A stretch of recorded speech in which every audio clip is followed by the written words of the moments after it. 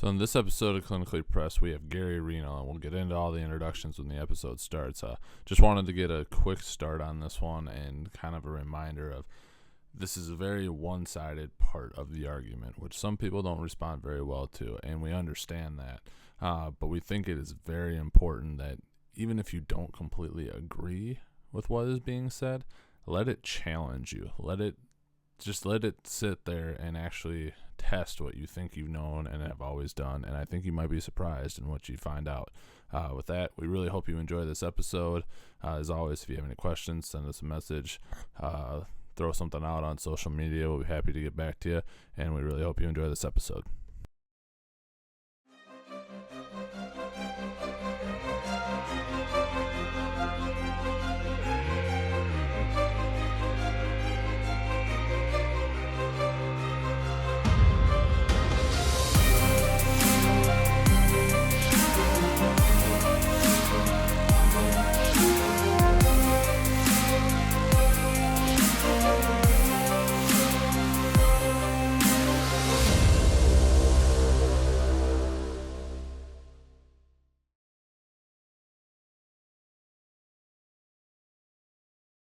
All right.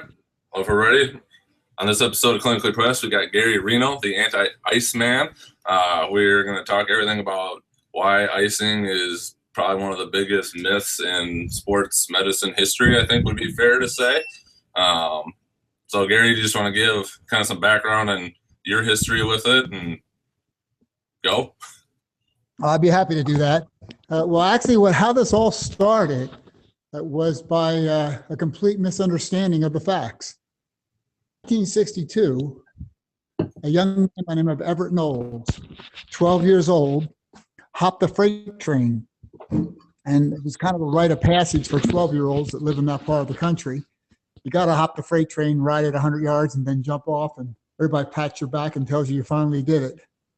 Well, what he did was he hopped it, and in celebration, gave himself a little cheering action with his arm. And with that, they hit a stone abutment and ripped his arm off. And he fell to the ground thinking he broke his arm, picked his arm up in his jacket. Remember, it's actually severed from his body. It's off.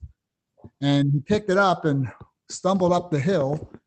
And some people saw him at a factory and realized he was in trouble and called the police, and they got him over to Mass General. And when they got there, remember, this is 1962. When they got there, a young physician by the name of Ronald Malt looked at the situation and said, you know what? We've thought about this. We've talked about this. We believed it's possible. Let's reattach the severed body part. And with that, the history of icing began, because here's what happened next. They assembled a team to sew this arm back on, to reattach it. And remember, it's 1962. This is almost impossible to do. They don't have the glasses to see. They don't have the microscopes, the magnifying glass. They don't have what it takes to do this. But they assembled a team, and while they were planning on what they were going to do and when and how, one of the docs, some reports give Ronald Malt the credit, some give another surgeon on the team the credit, but someone said, while we're figuring this out, put that arm on ice so it doesn't decay, so it doesn't rot. Now, with that, the myth began, because here's what happened next. They sewed the arm on, and it worked.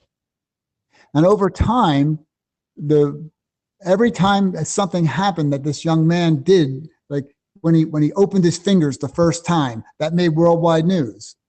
When he caught a baseball the first time, it made worldwide news. When he typed the first time, it made worldwide news. And to go back in history to that time, you got to realize that this actually made Ronald Malt, the physician, world famous. He literally traveled the world teaching other physicians how they reattach the severed body part. Now, the story goes like this. Every time they were interviewed, the docs would give this intense answer about how they sewed the arm back on. And the reporters would say, Doc, really, what do we need to know if this ever happens to us? You know, that's great about what you just said, but my audience doesn't want to hear that. They want to hear, what do I need to know if this ever happens to me? And the doc responded something like this. There is no actual exact account of this that I've been able to find, but it went something like this. The doc said, the reporter said to the doc, what do I need to know? And the doc responded, don't panic, remain calm. That became rest. Keep the severed body part out of the sun, out of the heat. That became ice. Use a tourniquet to seal off the blood so that you don't bleed out. That became compression. And elevation was to keep the intact part above the heart. That's all it was. It had to do with preventing bleed out and rotting of the severed body part. That's all it had to do with. It had nothing to do with bumping your knee and putting ice on it. But the public converted that order to the Rice Protocol. Actually, the physician who created the Rice Protocols, Dr. Gabe Merkin, in his sports medicine book, his 1978 sports medicine book, a green book with white lettering for everybody old enough to remember the book. And in that book, Dr. Merkin coined the phrase RICE, rest, ice, compression, elevation. Dr. Merkin, having no idea, to my understanding, had no idea of the original story of how this all started. Because that was 62, now it's 78, so we're 16 years later. But the process was in place. The myth was set to run. And the Rice Protocol simply took off. And from my understanding, it is the most practiced protocol in all of medicine, in our type of medicine. There are other countries in the world. China doesn't ice anybody. But in our part of the medicine world, the most practiced protocol is RICE. Rest, ice, compression, elevation. Everybody knows it. RICE is nice. You learned it in school and you know it. Now, the problem is it has nothing to do with damaged tissue. It has to do with severed body parts and preventing a bleed out. So there you go. That's how the myth began. Yeah, I think you could very easily make the statement it is the most practiced. I know, unfortunately, there still gets used a lot in everything that we see just because I think I've heard you say it before with like soccer moms and things like that. It's just something easy. Oh, if something hurts, just go put ice on it. No big deal, and it should get feeling better. Well, yeah, that's actually you're correct. Is that added to the myth, because back in the 1980s there was a group that was affectionately called soccer moms, and the soccer moms had a new product, and the new product was the thing you could carry in a tote bag or a gym bag or whatever. And all you had to do was snap it. And when you snapped it, it instantly became cold. The chemical mixed and it became cold. So they were cold packs, and anybody could carry one. You could carry one on your jacket, for heaven's sakes. It was such a simple product. And it took no talent, no skill, no expertise. All you had to do was snap it and put it on put the cold pack on the body part that was bumped. And yes, it does give relief. It does. It honestly does. But the problem with that is it delays healing, it increases swelling, it causes additional damage, and it shuts off the signals that alert you to harmful movement, and you need movement to solve the problem. So yes, it helps, but no, it's not good in the long run because of what you sacrifice. I liken that to the sympathetic bartender that gives the alcoholic a drink so he can temporarily feel better. At what cost? Did you actually help the situation? And the answer is no, you didn't, and it's not a good idea. But because it was so readily available in the snap pack of ice, and then of course ice itself is practically free, and it's available almost everywhere, it's just such an easy thing to do, and it rhymed after all. Rice is nice, so why not do that? And then next thing you know, everyone believed it was true. And yet there's no clinical evidence whatsoever that it's a good thing to do for the reason most people use it. Most people use ice for one of three reasons. Forgetting pain, because that's just a misnomer. Making it numb doesn't solve the problem whatsoever and makes things worse. So that's not a good plan. But they use it to prevent inflammation, to prevent swelling, and to get rid of swelling. Okay, that's the three main uses of ice on damaged tissue. Well, if we just go to the first question and ask, let's just be fair and straightforward and stay evidence-based and not get lost in emotions. Let's just go straight up. Inflammation.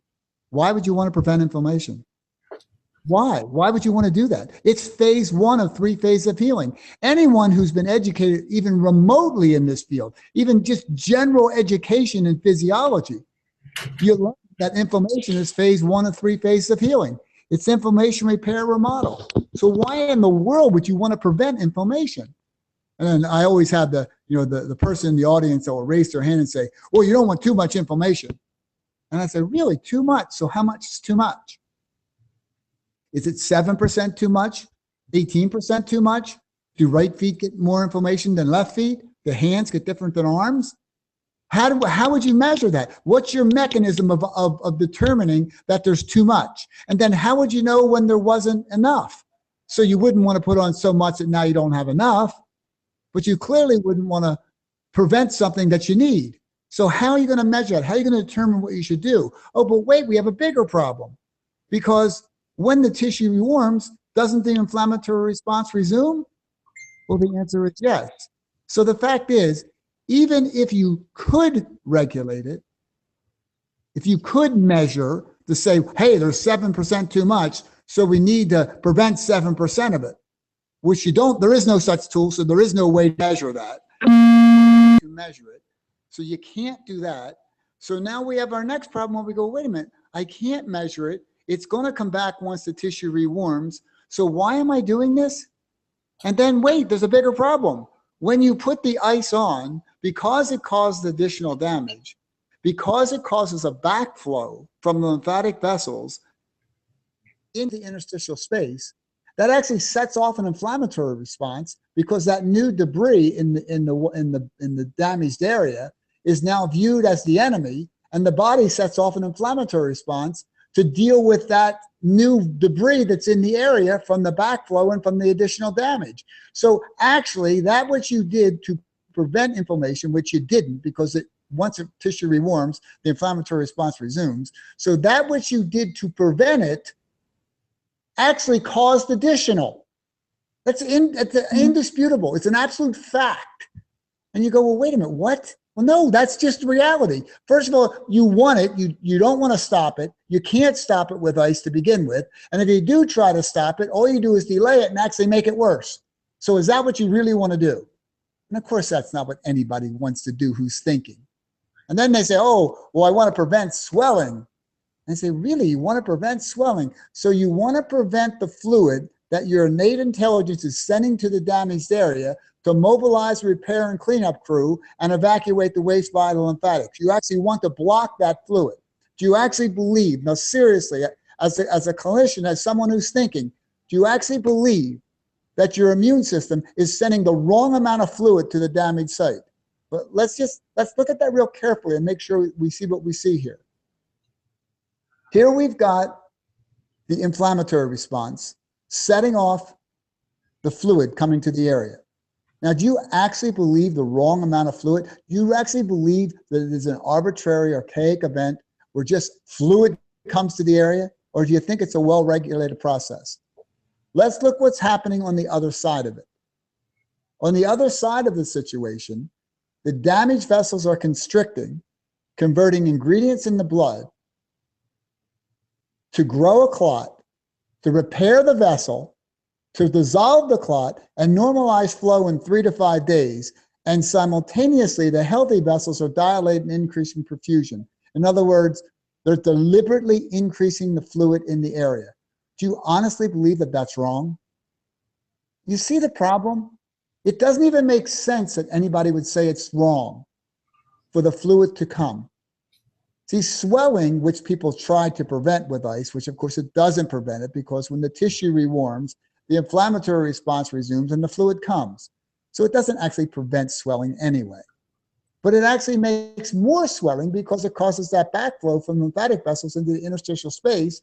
And it also sets off from the additional damage, the inflammatory response to send more fluid to evacuate the waste. So it actually makes things worse, not better. And then lastly, to get rid of swelling. Okay, let's just think about that. The waste has to move through your lymphatic system, which is a passive system, right? Correct. Yep. Okay, it's a passive system. This is not deniable. The lymphatics is a passive system. So let's get this straight. You're going to put ice on the damaged tissue, which shuts off the signals between the muscles and the nerves. And you're going to tell me that you honestly believe that shutting off the signals between the muscles and the nerves, which is what putting ice on the tissue does, is going to move waste through a passive system. Now, how would that work? Mechanically, physically, how would shutting off the signals between the muscles and the nerves possibly move waste through a passive system? Well, come on, you realize real quickly it doesn't. And that's why, after nearly 40 years of widespread use, there isn't a single shred of evidence that it prevents inflammation, that it prevents swelling, or that it gets rid of swelling. There have been 4 worldwide reviews. 2012, the British Journal of Sports Medicine. 2008, the Journal of Emergency Medicine. 2004, the Journal of Athletic Medicine Research. 2004, the American Journal of Sports Medicine, or the American Journal of Sports Medicine. Okay, 4 worldwide reviews. Here's a summary of the conclusion statement. And you can't make this up because it's so crazy what the conclusion is. Although popular, there's no evidence whatsoever it helps. Now, think about that. Very credible journals have tried to figure out the best possible spin they could put on this because everybody believes it's true. Well, not everybody, not anymore. More than 1 million people have now heard this message. So not everybody believes it anymore. Now, with that said, you say, well, 4 worldwide reviews, there's no evidence. Well, what is there? Well, there is indisputable proof, not opinion, proof that it delays healing, that it increases swelling, that it causes additional damage, and it shuts off the signals that alert you to harmful movement, and you need movement to solve the problem. The human body is designed to self-repair, not self-destruct. When you put ice on, you are facilitating self-destruction, not self-repair. Makes sense.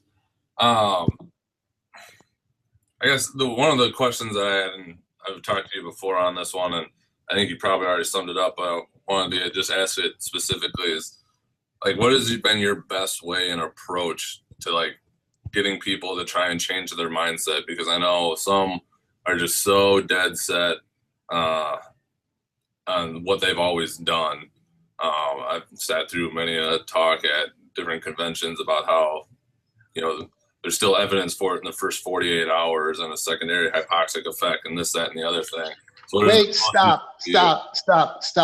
I can't let you get away with that. That's not I just true. listened to it. I didn't say that I was. That's not true, though. First of all, there is no such thing as secondary cellular death. First of all, made it up. There is no such thing as secondary cellular death. There is nothing inevitable going to occur in the future when you damage tissue. When you damage tissue, those cells that are damaged beyond repair will die. Any subsequent death, hypoxia or whatever you call it, look at the reason for it. It's because of the congestion in the area. The congestion suffocates otherwise perfectly healthy cells that were not involved in initial trauma. I actually wrote a paper called Secondary Cellular Death is Actually Negligent Homicide, where I proved with clinical fact right out of the literature that there is no such thing as secondary cellular death. It is primary to the congestion. Matter. If it's inevitable, if it's secondary to the initial trauma, there's not much you can do about it. You're kind of stuck with the result. If it is in fact primary to the congestion, about it, because you can just ask the question, well, if there wasn't the congestion, would it occur? And the answer is no. Thus, that in itself proves it is not secondary. Okay? It is not secondary cellular death if, in fact, you can prevent it by simply decongesting the area. So if you take and say this hypoxic, where these otherwise perfectly healthy cells that were not involved in the initial trauma suffocate and die. What can I do? Well, decongest the area. Well, how would you decongest the area? Okay, that's a great question. Very simple to answer.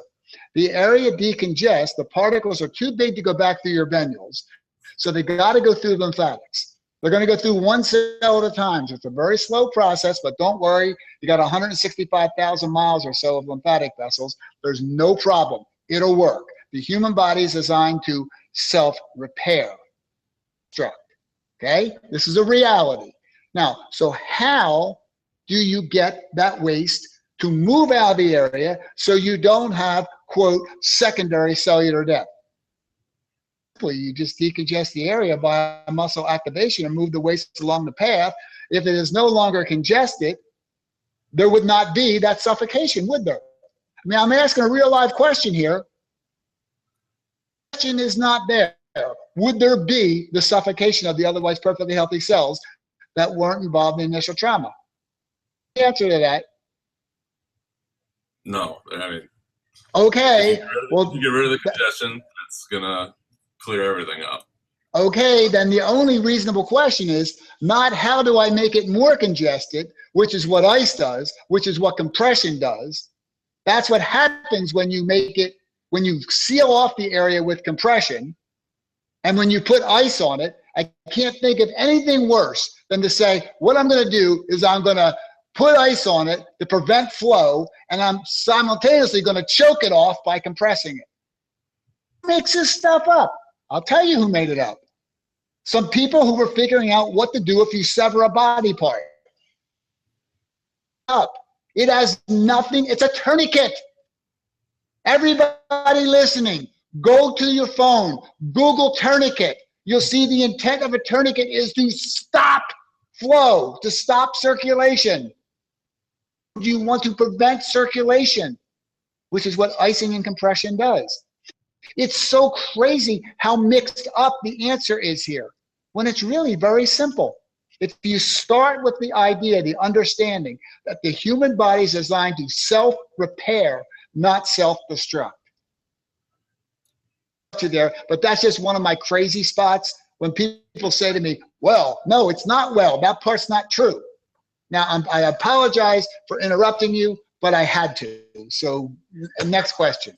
You're all good. I guess the kind of the first part before I gave you the lead into that was just like, what's been your best approach in terms of like talking with people and convincing? Is it just what you've basically said already, with all the science behind why it doesn't make sense? No, actually, but yes, that's your backup. But first of all, just to tell you, in my book, which unfortunately costs money, but it's only 15 bucks. If you are interested in leading others out of the ice age, my book, and here's the reason. Chapter 5, Yep. 5 is the University of You. Lead others out of the ice age. I give you the questions that are asked, answers that I've given thousands of times, with the clinical evidence to support what I just said. You are someone who is inclined to lead others out of the ice age. My book. Now, with that said, you don't need to read my book. Okay, this is not a commercial for my book. My book's there if you want it, but you don't need my book. Here's all you have to ask anyone who's trying to put ice on you or trying to convince you that putting ice on somebody else would be a good idea. Ask them, what is your intent? Do not move off your mark. Say to them, what is your intent? Tell me what someone would say their intent is, because I know that you know icing's wrong. But if you said to someone, what is your intent? What's an answer you get back? I think it's some of the ones you've already said, the prevent swelling or remove swelling. Okay, let's just look at that then. So let's pretend that that's you saying it. And I would ask you a very simple question. I asked the intent, you said to prevent or remove swelling. I just simply say to you then, please answer. How would that work? I couldn't even do it because I'm going to shut my own answer down before I get too far down that rabbit hole. That's all you have to do. That's how I talk everyone out of it. How would that work?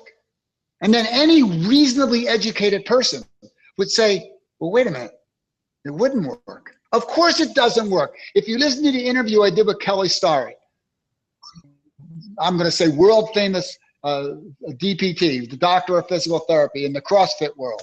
Yep. Very smart man, very in touch with reality and how to talk and communicate. Great program called Mobility WOD. He has answers to all kinds of things. They did with me. I looked at him and I said, how would that work? It wouldn't. And he put his head down. I stopped Kelly Starrett on the spot. It wouldn't. Now with that, Kelly later acknowledged that he would never use ice again on damaged tissue. And by the way, he has not. He wrote one of the forwards to my book. And in that, he said that seminal moments in his career. Now, I'm going to be honest, I did not know what seminal meant. I had to look it up. I'd never seen the word before. I'd never heard the word before. And I went, wow. And I called him up. I said, Kel, I said, all I did was reported facts to you. I didn't do anything. What Kelly said to me was, you changed the way I practice medicine. Now, by the way, that's one of the forwards to my book. There are two forwards to my book. Guess who wrote the other one? Was it Gabe Merkin, the godfather of the Ice Age. The guy who literally started this mess is the other forward to my book. So for anybody who's right now saying out there listening, well, I don't know if I believe this. Who's this guy? Okay, stop. Kelly Starrett wrote one of the forwards, and Dr. Gabe Merkin, the godfather of the Ice Age, wrote the other.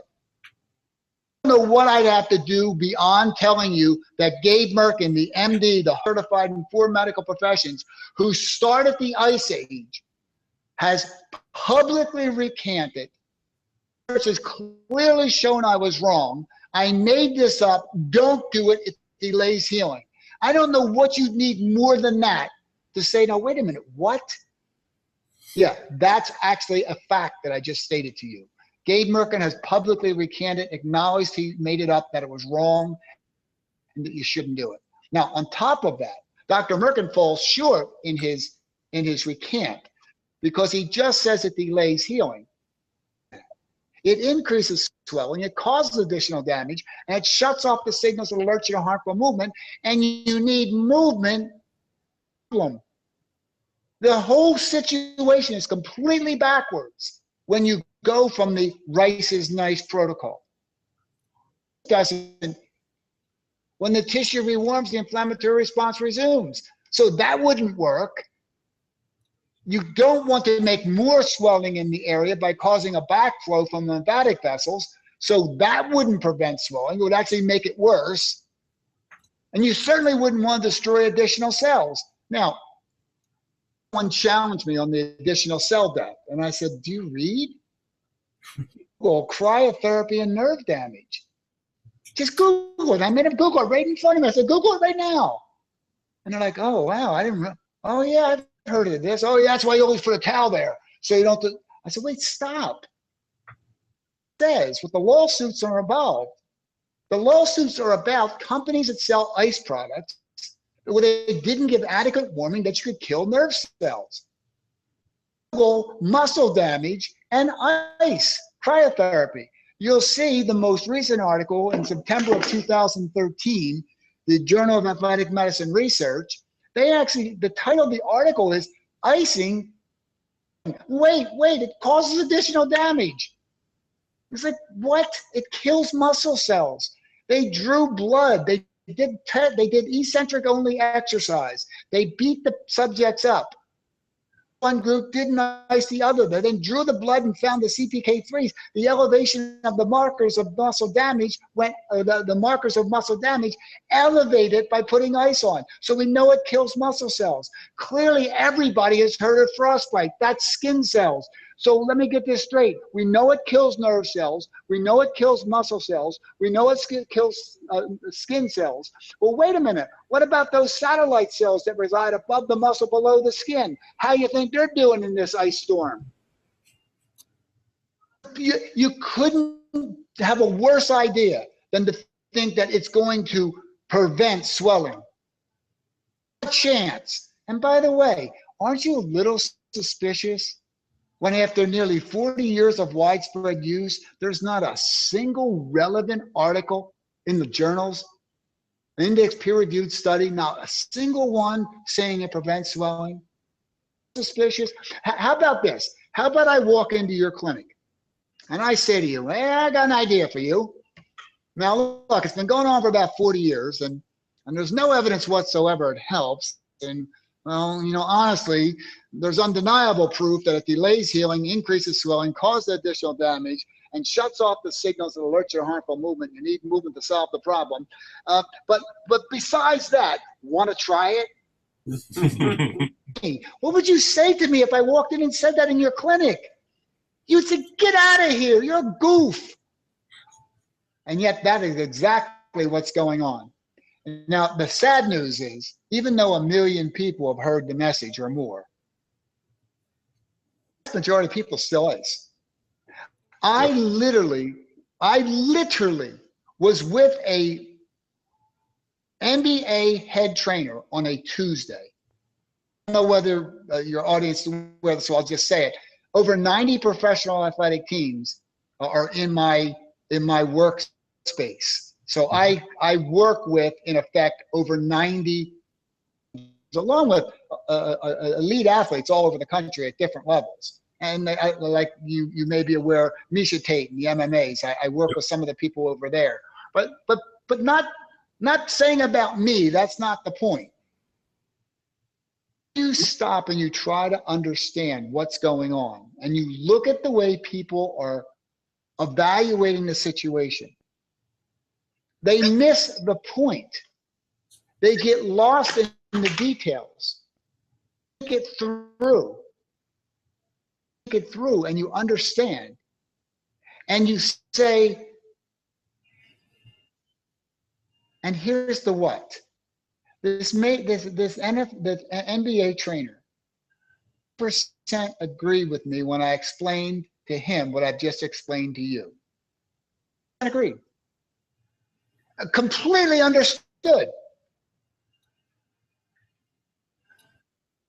48 hours later, on the bench, watching the game, I see a $1 million player with 2 giant bags of ice on his knees. Yeah. Up and screamed at the TV. I'm like, that's impossible. I just was with that guy. That's so. What makes this happen? This is such a deep-rooted problem. It's going to take an entire generation before we wash it out, in my opinion. It's going to take an entire generation. The good news is, in this with sincerity and with respect. Humble, up and coming athletic trainers, physical therapists. I don't mean this in a negative way, but the muscled up, tattooed people into stupid stuff at all. And they've already abandoned the ice idea. Very powerful voice in the sports athletic. So that group is very verbal. The World Championships, I meet hundreds of people who get it totally. So you get over in certain spaces and it's completely converted. If you look at my book on the last page, I have an email from the head trainer of the University of South Carolina, Aiken. What he says is, I've been doing this for 25 years. He's been a trainer for 25 years. And he reports to me, and by the way, you can go on Kindle, last page, you can read this for free if you want, if you don't want to buy it. In my 25 years, I just had the best season of my career. People getting better quicker and having less complications because I threw ice out of my training room. Now, I just interviewed a major league pitcher last Monday. Pitchers had the same thing. They do not ice.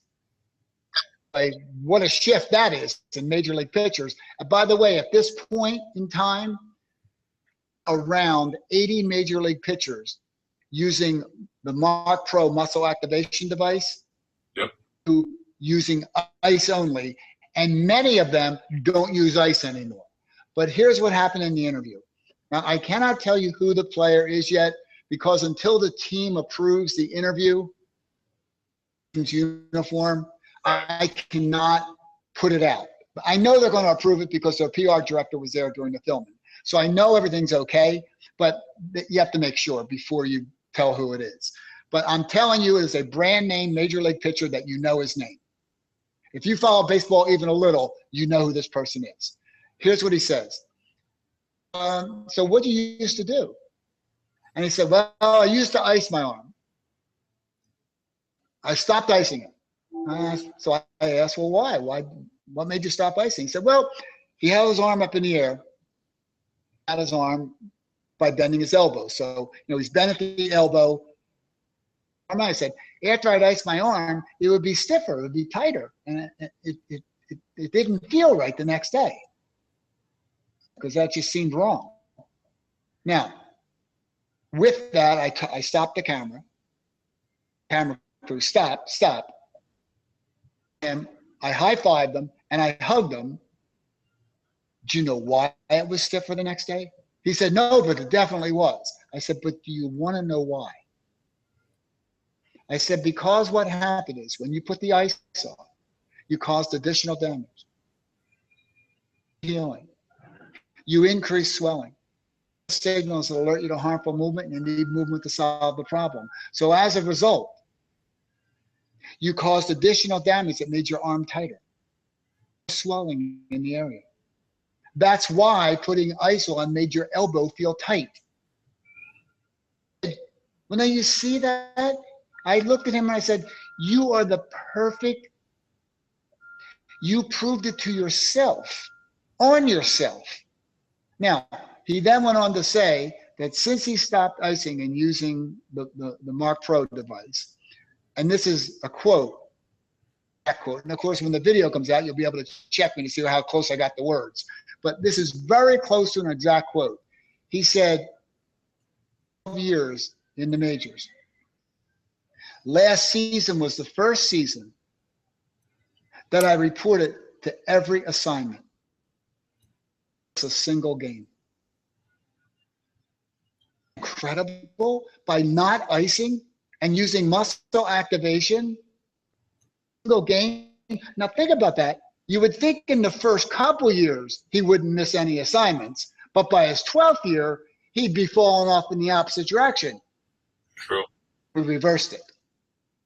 Now, here's what I tell people, very important point. That's the best thing I can possibly do. And I say, stop icing. Well, what else? That would be the best thing you could possibly do, stop icing. You can do. Stop it. You'll get better results by not doing it. Well, yeah, of course. It's a problem, it's wrong. So all you do is stop icing. Activate your muscles accordingly. The body is designed to self-repair, not self-destruct. So it's set up by a muscle activation. The inventor of the human body was very, very smart. Very, very smart, because look what they did. There are 4 things that have to happen.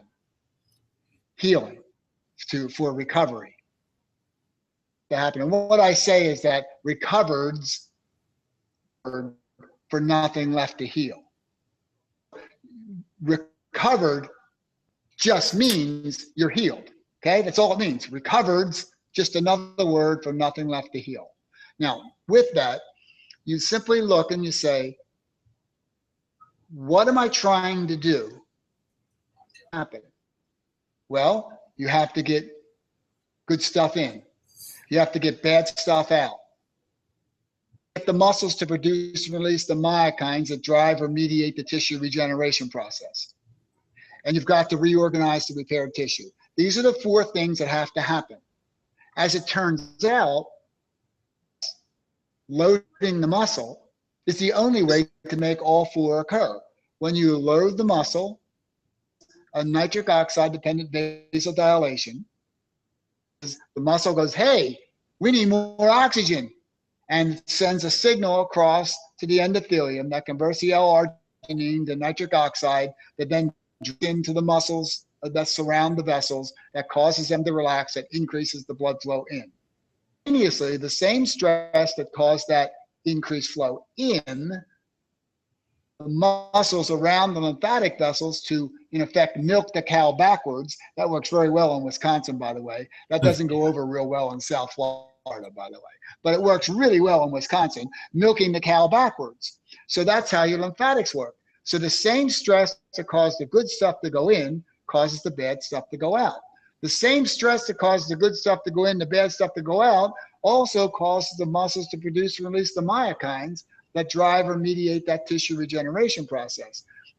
For example, most specifically, the angiogenesis and the mitochondrial biogenesis. You gotta recapitalize the area, and you gotta restaff the fuel centers. So this is very important, and the myokines drive that process, the PGC alpha 1, if anybody cares. With that, I'm gonna read this. I have an article up. By the way, it's free. So all you do is Google my name and just get it. It's called Wasting Away in Margaritaville. Don't let the title fool you. It's a very well-written article. My lead co-author is the editor-in-chief of the Physician Sports Medicine Journal, an MD, an orthopedic surgeon, very qualified, excellent article, very well referenced. It's called Wasting Away in Margaritaville. So if you put in Wasting Away in Margaritaville, Reinl, it'll pop right up. Now, that's my last name. Now, so the same stress that causes the good stuff to go in, the bad stuff to go out, and the muscles to produce and release the myokines, that same stress organizes to repair tissue, which, remember, it's inflammation, repair, remodel. When you have the repair phase, I call that the rough carpenters. They just kind of like throw anything together they can to kind of solve the problem and get it back together. And then you got to come in and repair tissue. So there's 4 things that have to happen: good stuff in, bad stuff out, production and release of the myokines, repair tissue. All 4 things are run by the exact same stress. Stimulus causes all 4 things to occur, not passive. You have to actually stress the muscle. So just think about that. What if there were 4 different stimuluses? Could you imagine how almost impossible it would be for you to ever heal? Same stress causes all 4. Healing is relatively simple. In fact, it's practically a blinded process. You don't do anything, it just does it. Self-repair, not self-destruct. Now, this really matters. Think, if you had to do those 4 things separately, it'd be impossible. The human body was so smart. In my opinion, here's what happened. They were sitting there and they were looking, and they went, okay, human beings are going to get bumped once in a while, and they're going to get hurt, and they're going to sprain their ankles. So what is it that I could do to facilitate healing? Well, only one thing I can think they're always going to have to do, and that's move, because they're not going to be able to just sit still. So that the self-repairing mechanism is muscle activation, because you have to move. If you don't move, you would starve to death. You would freeze to death. You'd be eaten by the lions. You had to move. Movement was an obvious way to self-repair the body, simply by moving. I felt that, gosh, that was brilliant. What would there have been? What else could you count on human beings doing besides moving? It's the only thing you can count on. You know they're going to have to move, so make the self-repair process contingent upon muscle activation. Makes sense. So, good. So if, say someone sprains an ankle and they don't have a mark pill and they're not icing it, is your best recommendation for them to just basically walk it off? I have a rule. My rule is this: use your brain, never cause pain. Okay? So If walking hurts, then I wouldn't do it. You could do ankle pumps. And the ironic thing in my brain is literally thousands of physical therapists now in the positions that I've held in national physical therapy companies, literally thousands and thousands of physical therapists. And I've never met one that didn't agree that ankle pumps were a very effective way to decongest an area. That's what it is. So do ankle pumps, wiggle your toes, do the best you can, do something. Sure. Sitting there, stillness is the enemy. So you don't want to sit there. Do something. If I sprained my ankle and I didn't have a Mark Pro, no electronic device that I could use, I would do ankle pumps and quad flexes. I would get to a mini tramp, but I'd lightly bounce on a mini tramp.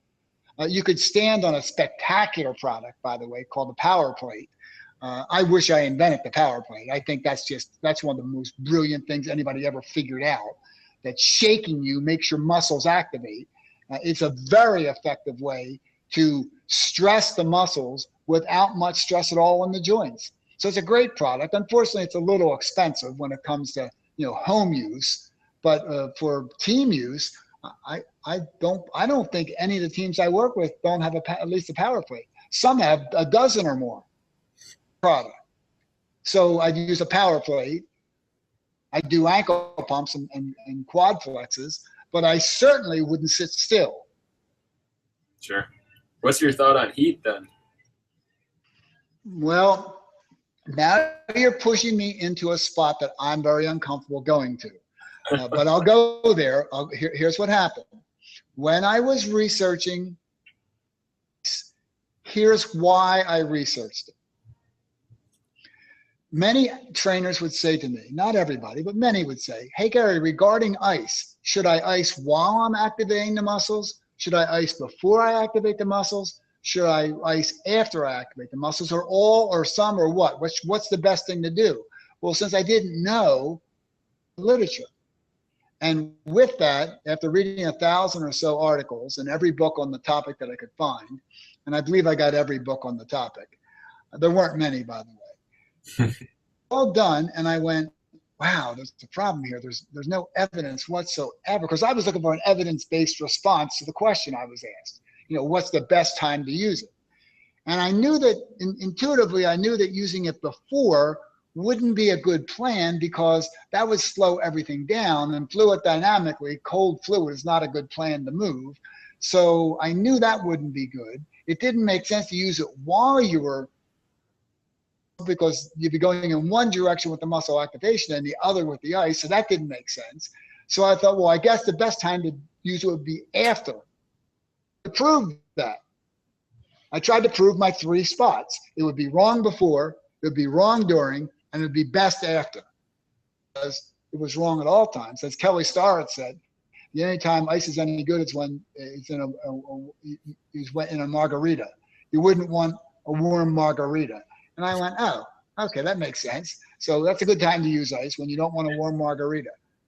I also learned or read heat, because very often when you're reading about ice, the article will include heat.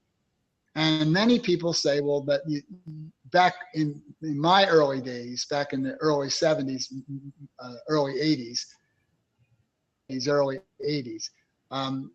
everyone that I knew said, ice the first 24 hours, then heat, never heat first. And I never really asked why. I just said, oh, okay, that's the rule, so I'll follow that rule. But then I started to understand about heat, and what heat does is dilates the vessels. So the instruction was back then, don't put heat on the first 24 hours, because you don't want to dilate the vessels. You don't want to increase the flow in. And I said, oh, well, that's interesting. Why would you ever want to increase the flow in then? Reason. Your immune system has damaged vessels and biochemically dilated the healthy surrounding vessels and increased perfusion.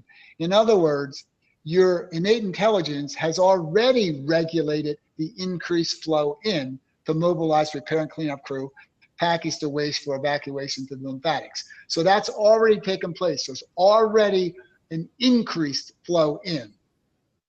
By the way, you can Google that, and you can see that the damaged vessels constrict and the healthy surrounding vessels dilate and increase perfusion. That's right out of Guidance textbook of physiology. So that's straight up. Now, if you put heat on, it further dilates the vessels and it further increases the flow in. Here's the problem. So here you are sending in additional into an area that already has additional, and you don't have an exit plan. You're increasing the flow in to increase the flow out. So putting heat on is simply a bad idea for that reason. Now, if you increase heat via muscle activation, increasing the flow in, but simultaneously increasing the flow out. So a muscle activated heat increase, that's fine. An artificial heat increase, I don't recommend it. Not on my opinion. Remember, I'm a reporter in this interview. I'm simply reporting facts to you. One thing I told you my opinion of, but mostly I'm reporting facts to you. When you increase the flow in artificially with heat with no exit plan, it reminds me of my mentor used to say, never mount the tiger until you have planned your dismount.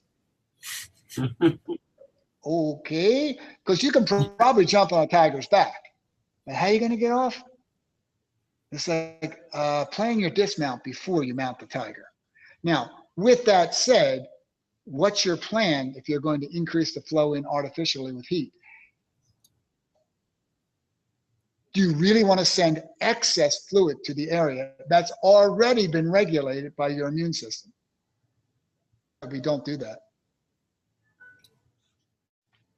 Makes sense. Good answer.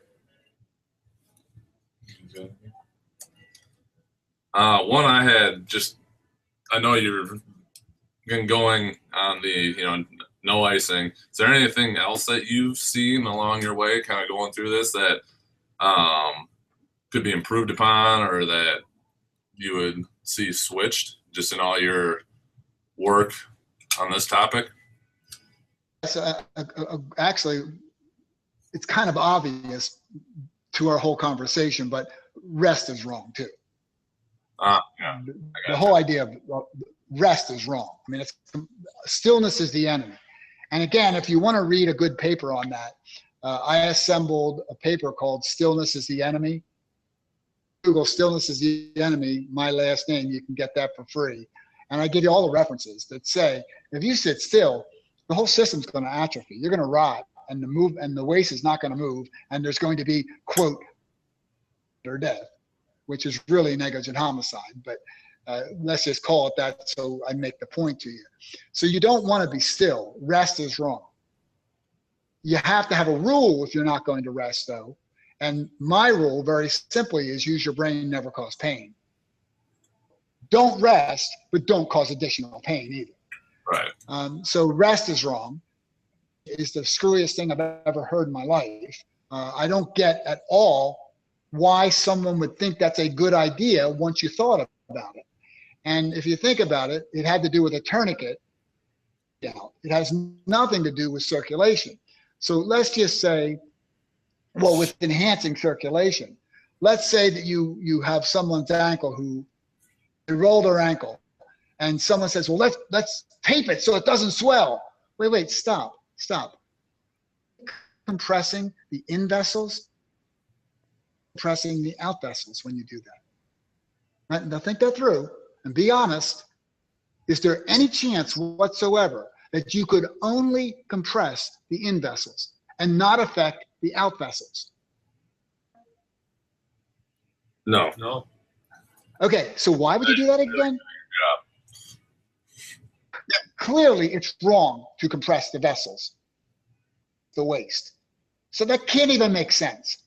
Now, with that said, in that same video I did with Kelly Starrett, he made a comment about compression. And I grabbed his wrist, and I have a rather big hand. This wrist, and I squeezed it tight as I could. It was turned white, and mine were turning white too. But I wanted to make the point. I said, is that increasing the circulation into your hand? I said, how about out of your hand? He said, no. I said, why would you do that again? You got to think stuff through sometimes. You stop and you go, wait a minute, why am I doing that? You're doing it because of a myth. The myth was it's the same process for damaged tissue as it was for a severed body part. You do not want to put a tourniquet. Stop calling it compression. You do not want to put a tourniquet on damaged areas. Now, I try not to go over into the compression space because I really don't want to debate multiple topics. That is, I have enough enemies now, enough battles now about not icing. But when you ask me, I'm going to tell you, why in the world would you want to compress the area when your immune system has dilated and increased, has dilated the healthy vessels and increased perfusion to the damaged site, deliberately sending that fluid to the area to prevent its flow in. And let's just say you had a good reason without influencing the flow out.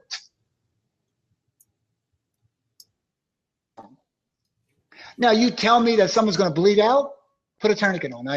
Of course, I 100% agree. Elevation, I think elevation is a relevant point. I think that has to do with, again, a bleed out. It's a valid point for a bleed out. But as far as I checked all day long, and my blood and my lymphatic fluid will move from my system perfectly fine in an upright position. If I needed to elevate, if elevating moved fluid through my lymphatic vessels, or if it does to a bare minimum, because those vessels are passive, nearly fully reliant upon muscle activation around the vessels to milk that cow backwards. You know, remember what happens, the vessels are one-way valves. And when you squeeze around it, it pushes the waste up a chamber. That chamber now is empty, has a negative pressure, and pulls waste out of the interstitial space, and so on. It milks the cow backwards. So how in the world work, how would you get it to do that if you did anything except for activate the muscles? You get in these spots where it's like, wait a minute, what? Why would, I don't know. Elevation is the answer. Elevation has nothing to do with that solution. Now, if you gave me a choice to be neutral, I pick that, and here's why. Because then your muscles are relaxed and there's no related tension. Activating the muscles you want to activate under a controlled condition. So I'd like to be neutral. I don't want you standing up trying to activate your muscles, say electronically with a Mark Pro. I'm completely relaxed so I can activate the muscle I'm trying to activate without you resisting me. At that point, if you were standing on a mini tramp and you were lightly bouncing up and down, you're not elevated. You, even on people with dreadful circulation, perfectly fine when they're bouncing on that mini tramp. You're not elevated. How could that possibly work? Because the body is not designed to be elevated to work. That's not how the lymphatic system works. Makes sense. It's a good explanation. Well, thanks. I've been attacked so many times that if you get attacked at like your 2000th time on a point, you sit down and you really figure out the answer. Which makes sense. Probably could do it in your sleep, I'm sure. Well, I think that kind of covered all our main questions. We have the ones that we always ask everybody at the end. So unless you've got anything else you'd like to cover, we can go ahead and ask you those. I'm happy if you're happy. I think we can hit it all. First one is, and we probably could just reference the last hour that we've talked, is what is something you believe that others may not? What do I believe that others may not? And it doesn't necessarily have to be within the medical or this space, but yeah, just I'll tell you one that is actually fun. It changed me. I'm really excited to hear that. Here's what happened. I'm a long distance runner. I've run well over 50,000 miles. I have it recorded in my diaries. I'm well over 50,000 miles. I developed a hamstring that was just giving me around 17, 18 miles. And I went to some of the top trainers in the country, literally. And when I say literally, I mean literally, like top guys at special forces, top guys at major teams, athletic trainers, physical therapists, acupuncturists. I went to a guy who took a tool, hawk grip type tool, Yep. and made me black and blue from the bend in my knee to the top of my butt, 6 inches across. I had people cross friction massage. I had somebody who was something called rafting or something. I don't even know what it was. I had all kinds of things done to my hamstring and nothing helped me. Tried stretching my hip flexors, tried everything. And I finally got to a point where, Gary, maybe you have an old tear in there and it isn't repairable with what you're doing, and surgery would probably make it worse. So why don't you just run 15? Because marathons are 26.2. That wouldn't work. Because see, it doesn't happen until around the 17 or 18 mile mark. So I'm trying to solve my problem and I wasn't getting a solution. And I ran across a gentleman by the name of Golden Harper.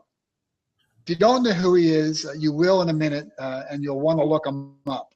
Golden Harper has the world record marathon for 12-year-olds. 7 marathon at 12 years old. Now, you would think at that point that he went on to become a great marathon runner. And when I asked him, what's the next best time you did? Like what have you done now that you're older? Another one. And I said, wait a minute, you set the world record at 12 and you never ran another? I said, no, I'm a middle distance guy, so I never did another one. No way it was hard to me to figure it out. Dad owned a sporting goods store. And his dad used to put people on the treadmill and have them run in their running shoe, and then would have them take their shoes off and run their bare feet. The same. It just didn't make sense to him how much different they looked in the running shoe, bare feet on the treadmill. So Golden came up with an idea, and he called up Nike, and that's who he says he called up, and said, hey, how come big fluffy thing on the back of the shoe and elevate the heel? What's the reason for that? Well, it turns out there was no reason. It made utterly, literally no sense whatsoever to elevate the heel. That's the simple question. And he asked it to me also. He said, Gary, if your heel was supposed to be higher than your toes, don't you think it had been made that way? And I went, whoa. He said, that's what's wrong with your hamstring, Gary. He said, take your shoes off, put your heel flat on the ground. Flat on the ground, and it kind of like it wasn't sticking to the ground. My heel wasn't like going to the ground. I went, wow, that's really odd. I didn't know I couldn't stand flat. Well, Kelly Starrett stepped into the picture, the CrossFit guy, and Kelly said, squat down. And I went to squat down, and my heels pulled up off the floor. And he said, keep your heels on the floor. I said, Kelly, I can't squat down with my heels on the floor. I can't do it. He said, so I started working on doing squats, just air squats, floor. Ultimately, I got to where I could squat all the way down to the floor, butt to the floor, with my heels flat. 5-pound dumbbell for 12 reps. That's where I got to. I changed running shoes. And I went to a product called Ultra Zeros. Ultra Zeros they're zeros. The heel is no higher than the toes. It isn't cupped to the front. The box is wide in the front. Feet move it, let your toes grab the ground. Again, Golden Harper said this amazing thing. He said, close your hand, something. Put your fingers together and try to pick something up. He said, now separate your fingers and try to pick something up. He said, easier? I said, well, yeah, it's a lot easier with your fingers apart. He says, now think of your toes trying to grab the ground when you stumble or when you take a step or when you have to change direction. Have your toes bunched together so they can't grab the ground. And I went, what are you getting this from? So him and I had this spectacular couple-hour conversation where I told him about why you shouldn't ice, and he told me about why you shouldn't elevate your heel and box your toes in when you wear a shoe. Only wear Ultra Zeros. It's a fantastic product. Basically, by the way, in the endurance market, he's the brand. There gets it that, hey, if your heel was supposed to be higher than your toes, it had been made that way. Well, they aren't supposed to be higher than your toes. And if you want to prove it to yourself in a simple test, and in your regular running shoe, see how you're slightly leaning forward. You probably don't even notice it anymore that you're leaning forward, but you are. You're pitched forward. Now, take your shoe off and drive your heel into the ground. You'll see that your angle, your body angle is back several degrees. Now, picture this. You're at your 17th mile, 18th mile, and you're starting to just lean forward a little bit. Well, now you're over that center point, hamstring, and guess what you get? It's a hamstring cramp. There was nothing wrong with my hamstring ever. My hamstring had no problem. Forward to such a degree that when I start to get tired forward, I'd pull my hamstring and it would cramp up. To begin with, I had all those things done for no reason. None of those things could fix my problem because that's not what was wrong. What was wrong was I was starting off with my heel pushes you down to the front, which makes your toes have to try to hold you with every hit. When you drop your heel back that couple degrees, which takes away the entire problem and the issue never happens. Amazing? I mean, isn't that just crazy if that's true? But if you think about it biomechanically, you know what I just said is true. Remember, I didn't make that up. It was explained to me by Golden Harper. And I looked at it and I went, he actually went to Nike. They wouldn't make the shoe for him. So he ended up going over to BYU. He's out in Salt Lake City area.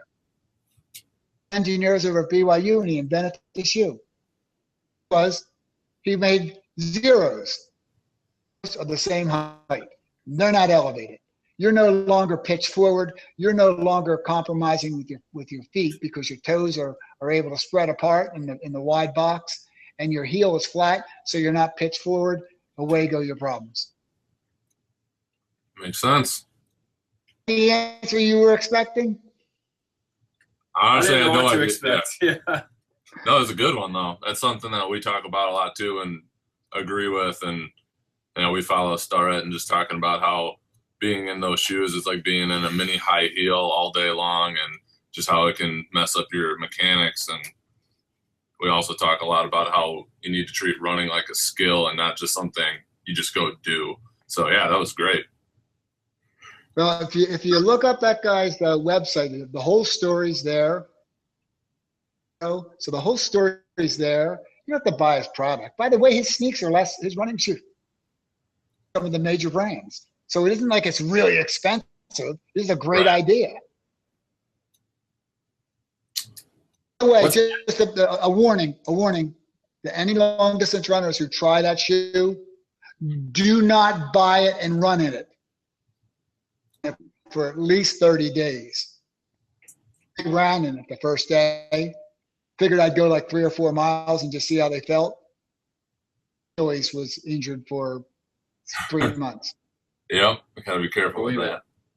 I gotta start off walking in them, and I should have known better. I couldn't squat to the floor with my heel staying on the floor. So I knew there was something wrong. my mind that it would be so dramatic that if I went and ran, 3 or 4 miles, that's for 3 or 4 miles, it's too easy. Out 3 or 4 miles, I figured wouldn't cause any problem. Well, it did. What I was doing was I walked in them for quite a bit of time, for almost that whole 3 months. 30 days, I got hurt and I walked in them for about 3 months. Then what I would do is I would go and run a mile, change into my old shoes, the rest of my run, the balance of the 20. And then I gradually added more and more miles to the ultras until that was the whole run. Time to transition across, especially if you're older like I am, running a long time in heels, you got to give it time to work itself out. And a little tiny point on that, when I started running, I ran in Converse sneaks. I had no idea that I was running in flats back then. Converse sneaks were Ultra Zeros. I had no idea that Nike had changed the picture and that we all went into these high-heeled shoes. And I stopped running in Converse sneaks having no idea that I even did it. I just transitioned to the new shoe. Shoe wasn't what's best. Makes sense. What's the most influential fitness or any other type of purchase under $100? Without a doubt, a product called The Right Stuff. And if you never heard of it, you probably use it at your university. Actually, it's a improvement thing. Right Stuff is pour in the water and then drink it to rehydrate. Oh, I'm thinking of something different. Okay. Well, I can tell you this, of the 90 plus proteins that I work with, I can't think of a single one that doesn't use it. I'll have to look that up. In major universities, it is in hundreds and hundreds and hundreds and hundreds of major universities, colleges, junior colleges across the country. If you Google The Right Stuff, list of users, it's not even believable, because I never heard of the product until I heard of it. And Right. I heard of it a few years ago when I moved to the desert. My runs will often begin at 90 degrees and clearly be over 105, approaching 110 by the time I'm done. So you can imagine the need to properly rehydrate. I heard of this product and I said, come on, it's another gimmick. Look at the name, The Right Stuff. You know that's just a name. Well, as it turns out, it actually isn't a gimmick. The NASA, this isn't one of those nonsense NASA things. This is a real NASA thing. NASA developed the formula for the astronauts so they wouldn't have problems in space. Licensed the formula from NASA, on every sale, a product called The Right Stuff. And it's like $3 a dose. So clearly that's under 100. And that is one of the, if it wasn't for The Right Stuff, I could not run as often as I do and feel as good as I do environment that I run. It's just impossible. Without the product, I couldn't do it. Impressive. Have to look into it. Next question on the list. Do you have any book recommendations that you would recommend to people? Two. What you're currently I recommend Kelly Starrett's The Supple Leopard. I think that is a great book. Absolutely. A lot of self-maintenance. Great book. And then if you're a little older, interested in details, an orthopedic surgeon, the book is called Framework by Nick Danubli. The website is drnick.com for anybody that wants to look at it. But his is that the information to help your body last as long as you do. He's a surgeon, prefer you not to have surgery. Is people to self-maintain fix things with a surgery. Really a cool doc. He's the old editor-in-chief of the Physician and Sports Medicine Journal. He's the American Council on Exercise. So this guy's a real quality, top-notch. But what I like about him is he's got the qualifications of a surgeon and gives you solutions that are non-surgical. The book is a really good book. Sounds interesting. Yeah, check that one out for sure. Last one we got for you. If you could go back and tell yourself anything in your training or your education like 10 years ago, what would it be? What it would be was to not question. And what I mean by that is I used to think, and too picky or too hard, or maybe I'm finding too many flaws. Today I don't do that. I go right after it, and if I think something's wrong, I'm going to dig and I'm going to fight and I'm going to figure it out. Earlier years, if too many people push back against me, I'd back off. And I'll give you a real example. This is one of those that I wish I could go redo, and maybe I will. Years ago, with my co-author, Dr. Wayne Westcott, and it was about fat loss. When we'd had over 3,000 people in our subject pile, by the way, in our study, and what we proved was very important points about the whole idea of weight loss. Any company, any product, any person that says to you they're going to help you lose weight, like that commercial says, you will lose weight, or I lost 12 pounds in 9 days, or whatever. Those people, every one of them. Because if they're saying that they're going to give you weight loss, you're not trying to lose weight, you're trying to lose fat. You wouldn't want to lose 12 pounds of muscle. And yet they don't measure what you're losing. A doc, and the doc says it's going to put you on a weight loss program on a conventional scale. And they say you were 180, now you're 160, congratulations, you dropped 20 pounds. What if it's 20 pounds of muscle, if it's 20 pounds of lean? You didn't check it. That's unacceptable. You did it wrong. And that is a very important point to understand, because anytime you're trying to lose fat loss program, not a weight loss program. And so here was the formula that I made up. Actually, I figured out, I didn't make it up. If you gained 20 pounds of fat from your 30s to your 40s, your 40s to your 50s, your 50s to your 60s, every decade you gain 20 pounds of fat, right? That'd be 60 pounds of fat. Now, most people don't gain more than 60 pounds of fat in that 30-year period. But, a quick walk through the mall, and you notice that a lot of people are real near that number. Actually, during each 10-year period, you gain 20 pounds. That ends up being 60 over the 30-year period, which is pretty typical, actually. You look and you say, well, that's a lot of fat, more than most people would want to gain, certainly more than most would admit that they gained. But I have a question for you. I think your caloric intake use imbalance was for each of the days of that 30 years that ended up with a 60-pound fat gain. I'm asking you, what do you think your caloric intake use imbalance was for that period of time? What do you think your miss was? Probably something as small as like 100 to 300 calories a day. You're better than most people on your guess, but you're so far off, you're not even going to believe me. What's it, like 20? 19.65. Interesting. Wow. So here it is.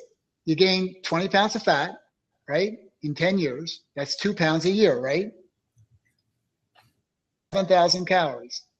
7,000 calories divided by 365 and a quarter, because of leap year, equals 19.65. Now, you say, no, wait a minute. That if I just didn't eat 19.65 calories per day, each of those days in that 30 years, I wouldn't have gained an ounce of fat.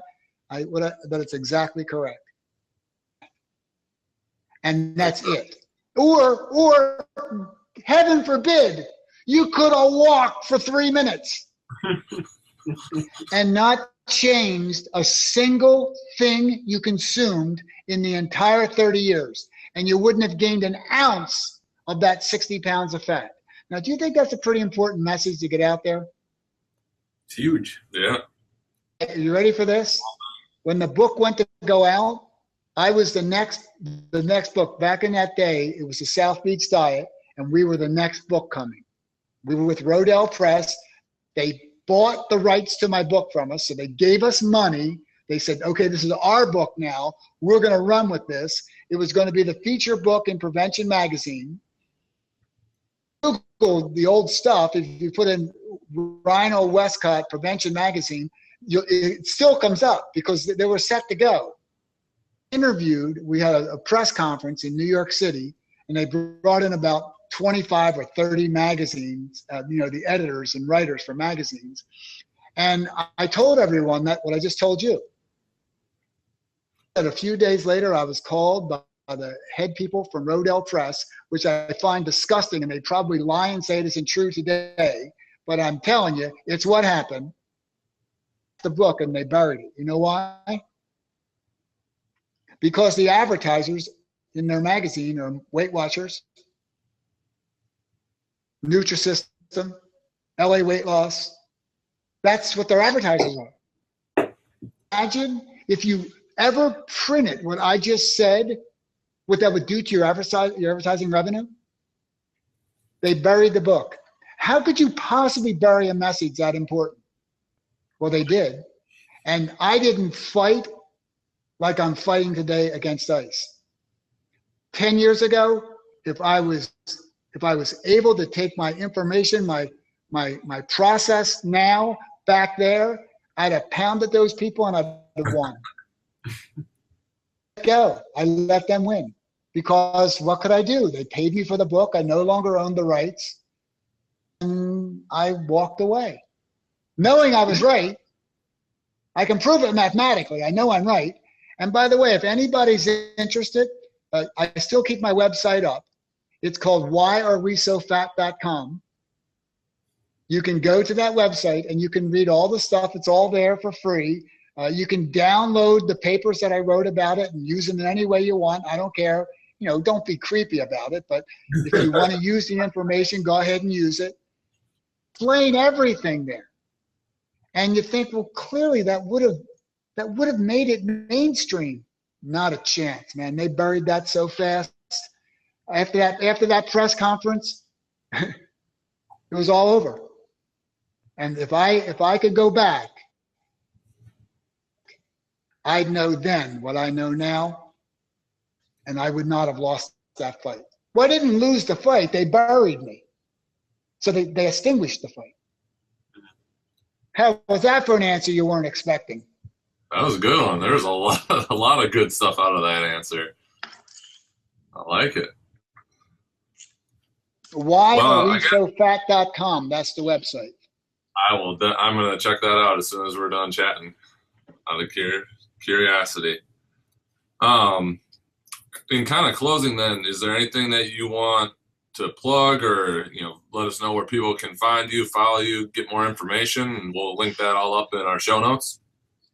I think that for anybody that wants information on the muscle activation technique that I recommend, Mark Pro, that's markpro.com. That's I can tell you at this point,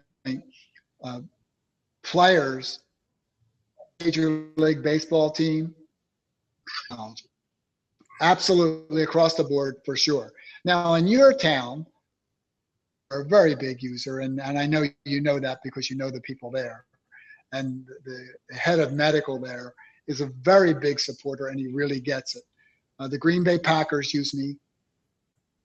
Universities in Wisconsin, and I think mostly because the Packers intern program there that produces in the market, and so when they leave the Packers, they get to the university, then they end up calling me, and the next thing you know, they're also using it. So markpro.com is worth looking at. Okay. What I would tell you is this. Well, first of all, for anybody who's listening, if you're a school, contact me and I'll make sure you get the pro team discount. Okay, so don't just buy it. Get you the pro team discount. And with that said, Gary at markpro.com. So don't just buy it and pay full price because you don't have to. Then my website is GaryReinl.com. There they can go there and they can see more. Papers written out there that some are worth reading. The ones I really think are good, anti-inflammatory. You shouldn't use anti-inflammatories in ice. Wasting away in Margaritaville. Or death is actually negligent homicide. All three of them are free. So all you gotta do is go online and print them. They're sitting there and you can just take them. The book Iced, if you're really into it and you want to know the book to help lead others out of the ice age. If you just like reading stuff that's kind of a story about how something happened, it's a good book. If you are not interested in leading others out of the ice age, necessarily like reading a story, just take what I just gave you today. You don't need to read the book. So that's about all the plugs that I have for things that I wish people knew about. I'd like to give advice to anybody who is coming up through the system, trying to learn and be the best they can be for the future. Take this very seriously, what I'm going to say. If something seems wrong to you, do not be afraid to ask the authorities, the people in charge, to explain how that works. Why? Be timid. Don't say, well, I don't want to cause that. No. If you think something doesn't seem right, how would that work? How would that work? Very simple question. How would that work? Explain to you how it would work in a way that makes sense to you, and go to work. Start figuring out why they're wrong. The reality is a lot of things are not right. So go help figure this out. And yes, you will make a few enemies because you'll feel good about what you've done. Sounds good. Well, we really appreciate you taking the time and letting us record this and get it out. I know you and I have had conversations before, and I tried to transcribe some of them, but this will be perfect to have it to just help spread the information. Well, I appreciate the chance, and thanks for having me on. And the Absolutely. meltdown continues. To just remember, the meltdown continues. Absolutely. Sounds good. Well, thank you very much, sir, and have a great rest of your day. My pleasure. Thank you. Bye. Bye. Bye.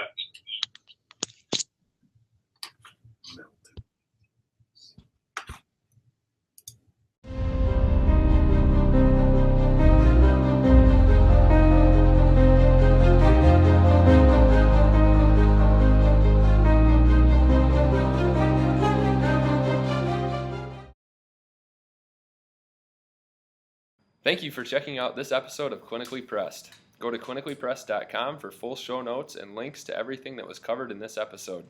While you're there, you have access to all of our episodes, insights, and shorts. You can find Clinically Pressed on YouTube and any podcast outlet. If you could give us a rating, thumbs up, or review on how we are doing, we would greatly appreciate it. To get more free content delivered to your inbox, sign up for the Total Athletic Therapy newsletter. You'll get direct links to all new Clinically Pressed episodes, reviews on some of the latest research in health and performance, and links to related podcasts and other items meant to help you make the complicated simple and optimize performance. Thank you for listening, and see you next episode.